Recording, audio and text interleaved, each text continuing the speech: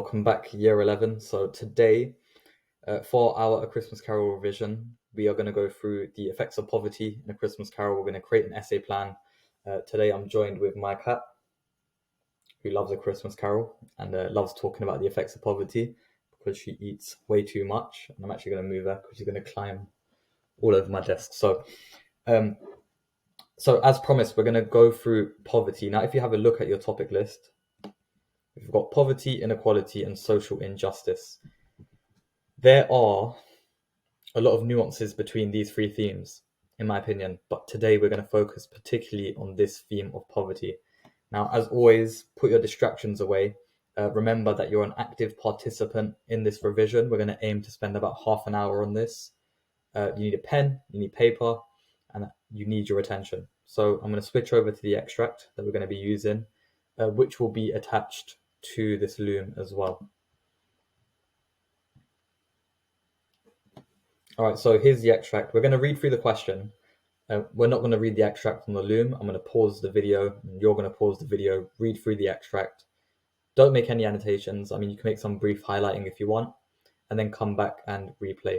But let's read through the question first. So, in this extract, the ghost of Christmas present is about to leave Scrooge. Starting with this extract, explore how Dickens presents the effects of poverty in A Christmas Carol. Write about how Dickens presents the effects of poverty in this extract, and how Dickens presents the effects of poverty in the novel as a whole. So again, what I'm going to be doing is exact same thing as our last extract. Highlight that. Also, I mean, we all know this anyway. It says starting with this extract, which means we have to talk about the extract in our answer. So making sure that we start with the extract and then we also explore other moments in the text where the effects of poverty are shown as a whole. So what I want you to do now is I want you to pause this video, read through the extract, and then return.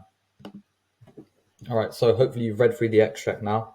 What we're going to do is I'm going to unpick some of the quotes. We're going to take some of the quotes, analyze them, sort of try to form our first paragraph and what we're going to be saying. But before we do that, I'm going to scroll back down. And again, the exact same thing as we did before. What do I want to say about the suffering of the poor? I want you to copy this question out. And remember, this is our line of argument. This is our introduction. This is where we start to refine our thinking. What is your personal response to the suffering of the poor? Why do you think Dickens includes it?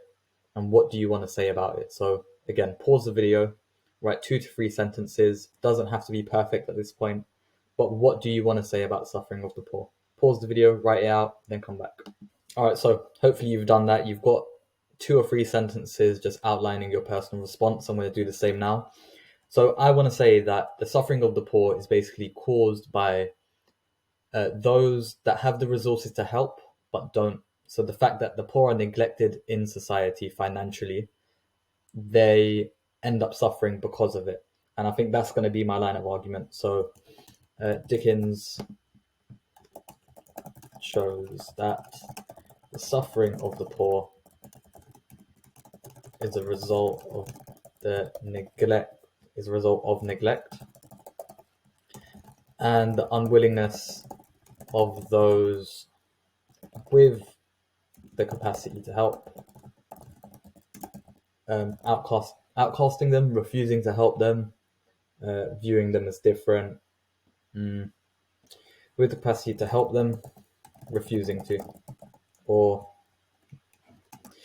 neglecting to. Again, when I write my introduction, I'm going to refine this, and I also want to think about why. So what do I want to say about the suffering of the poor? But this question here, why, is also really important. So why do I think that Dickens wants to do this? And if you think back to our Christmas essay in the introduction, we always give a reason why. So we say what we want to show, but then we also show why we think Dickens is showing this. So I think on the one hand that Dickens had a very close relationship with poverty in the sense of he experienced it himself. So Dickens had a personal experience of poverty and was exposed to the suffering of the poor. And also I'm going to throw in like a little nugget of information here just to show the examiner that I've read around the text, that I understand the text in detail and the author in detail. Like Dickens doesn't just show this in A Christmas Carol. If you cast your mind back to year 9, there's another text that he's written, Oliver Twist, equally just about poverty as well, and the suffering of the poor. And even Great Expectations, again, the suffering of the poor. This part here isn't necessary, but you know, we why not include it? If we know it, why not throw it in? This is not like the most important thing, but why not throw it in? So also reflected in Dickens's in other works by Dickens, such as Great Expectations and Oliver Twist. Again, this is just something that I could just throw into my introduction. It's not extremely important. But now let's focus on the extract. Let's talk about the extract. So I'm just going to highlight some quotes that I think that we should use. So straight away, and you probably know why I'm highlighting this, but claw, I'm going to take just that one word that I'm going to embed. Here we've got some nice asyndetic listings, some good words that we can really unpick. I'm going to opt not to choose it. If you do choose it, absolutely fine. Instead, I'm going to take this one because I think it links better to my quote about the claw that I'm going to take. And then this quote here, a shriveled hand like that of age had pinched and twisted them and pulled them into shreds. I love this quote. And then we've got where angels might have sat enthroned, devils lurk. Again, we've got so many quotes here that we can unpick. This is the exact same thing about, in reference to the previous extract we looked at for Christmas. Like with the extract, there's always going to be so many different things that we can take out. The important thing here is to not get lost in just analyzing it all and taking out every single quote that you can unpick. That's useful for revision if you just want to learn the text and you want to learn content. But if you're creating an essay plan and if you put yourself in the mind of the exam, one, you don't want to be spending that much time doing that. So we need to be focused. So when we go down, when we do this thinking here of what we want to show in our essay, it allows us to be a bit more focused with the quotations we're picking out. So I'm going to take that. There's way more here. I might actually just take this word monsters as well to sort of show how they're viewed as, less than human.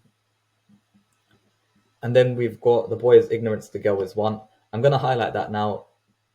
I'm not going to go into loads of detail when I use this quote. I'm literally using those two words just to bring in some context about the Beveridge report.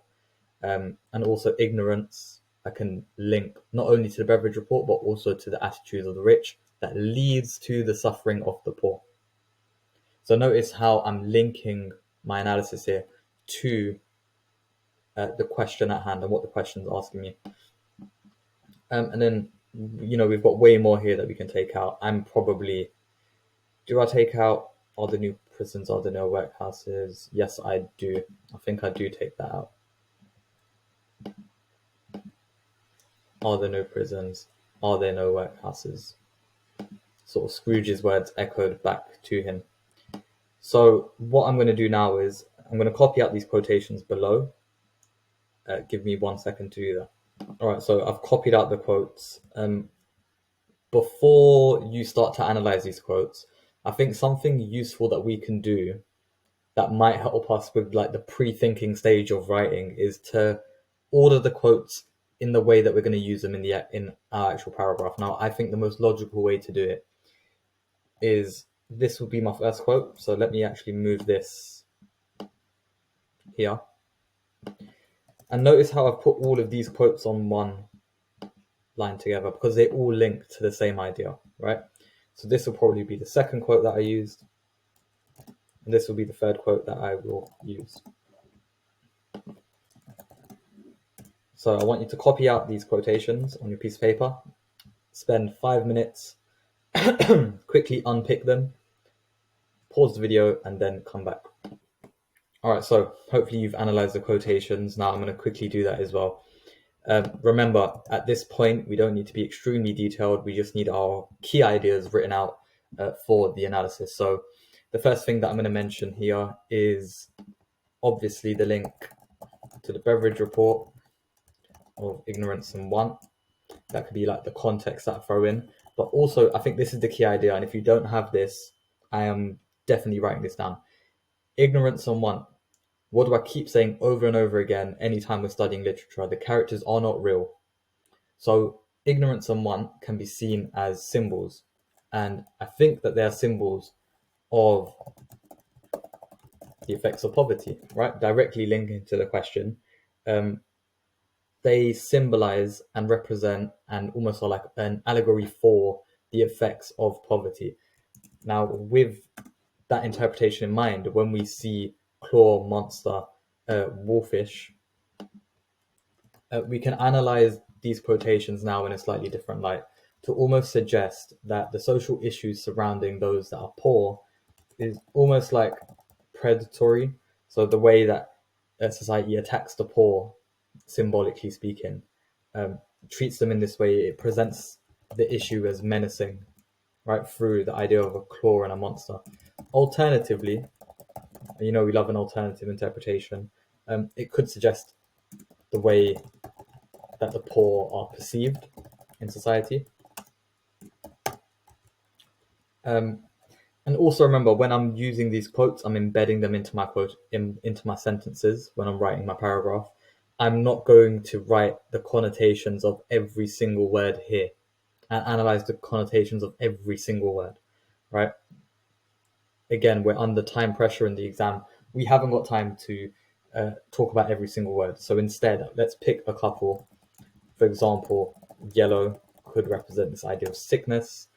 And if we're linking it to the idea, if we're linking it to the question that's asking us about the effects of poverty, then the effect of poverty is that the poor are sick, right? And then they don't have the resources to be able to get treatment for their illnesses. And this was prevalent in the Victorian era. People in poverty suffered from TB, they suffered from loads of different diseases. And also, I keep talking about like a thread that we're keeping throughout our essay. We can again see this, but in a much more dramatic way through Tiny Tim's death, right? That idea of sickness, which is probably why I'm going to analyze that. So I'm probably just going to keep it at that because remember, if I want to include a range of quotes like I am here. Oh, I forgot about are there no prisons, are there no workhouses, which will be quote number 4. If you're thinking about using a range, then I want to touch upon it, say the main ideas, and then go to the next one. So here we've got the quote, pinched and twisted them and pulled them into shreds.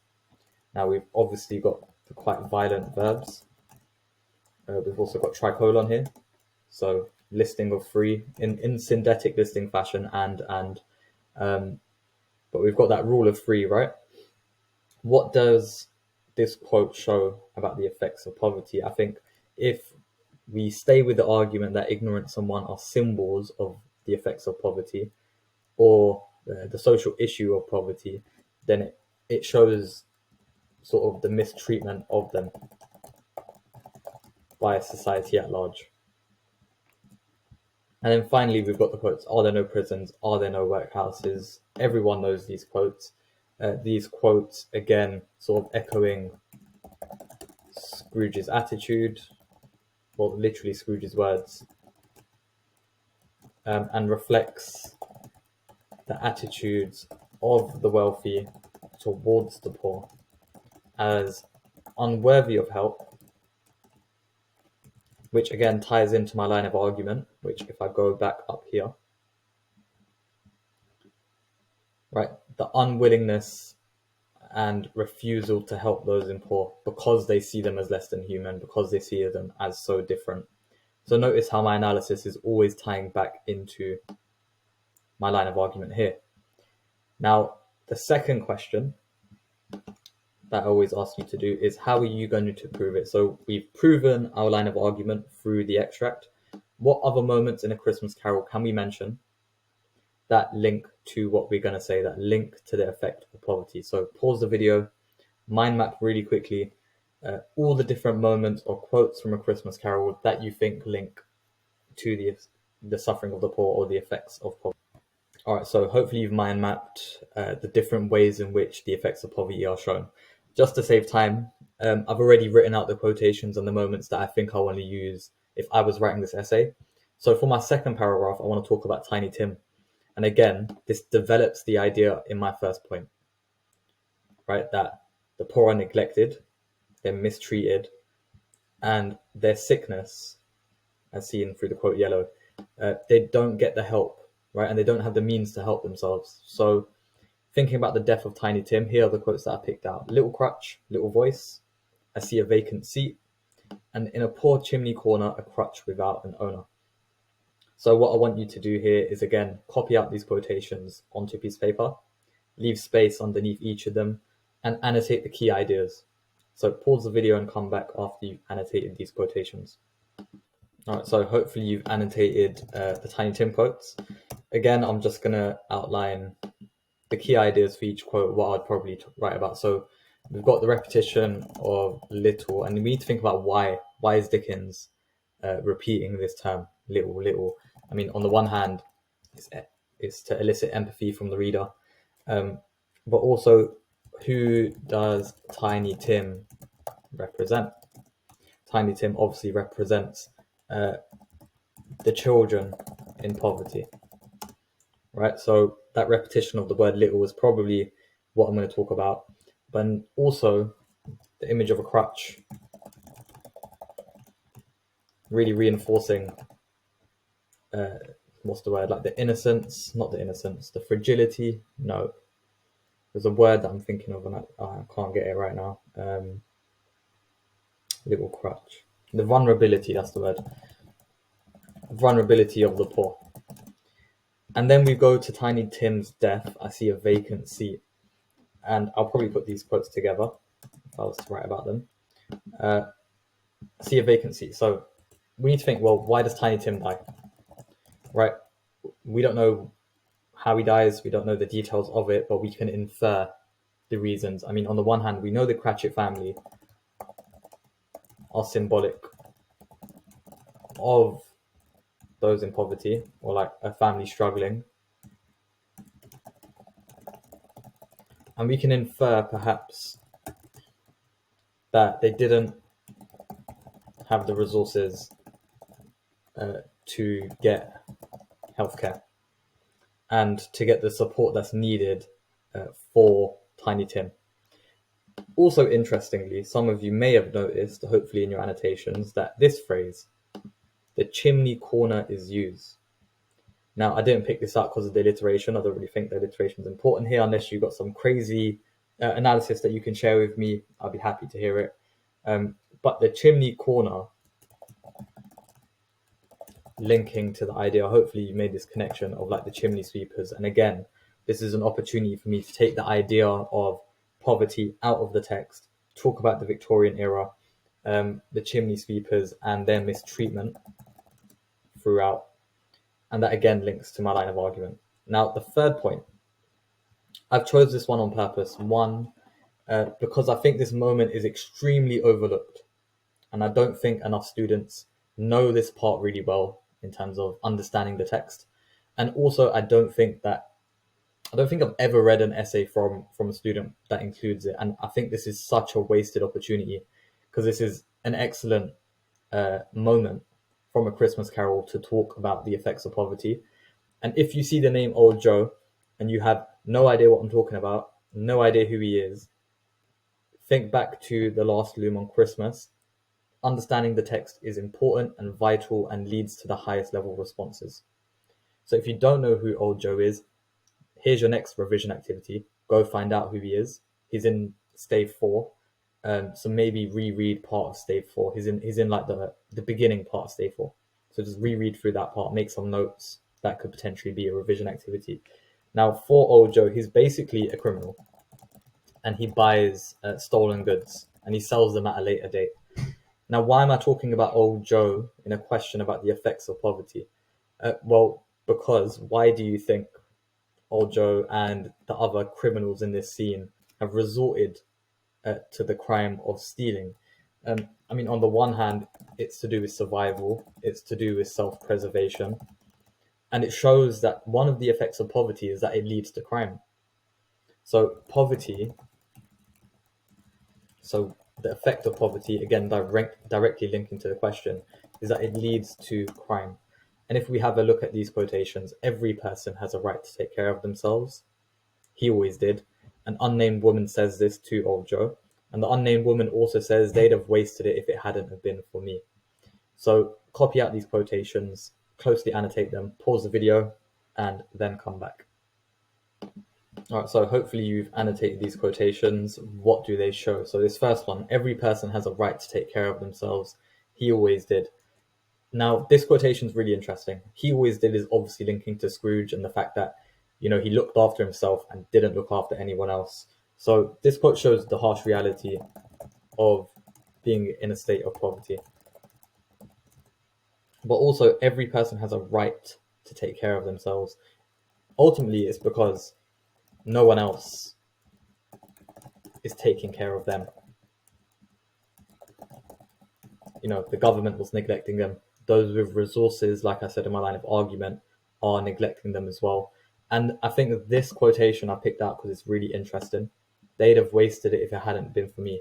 So here we've got almost like a questioning of distribution, not the distribution, like the use of resources. Is there an excess? Do some people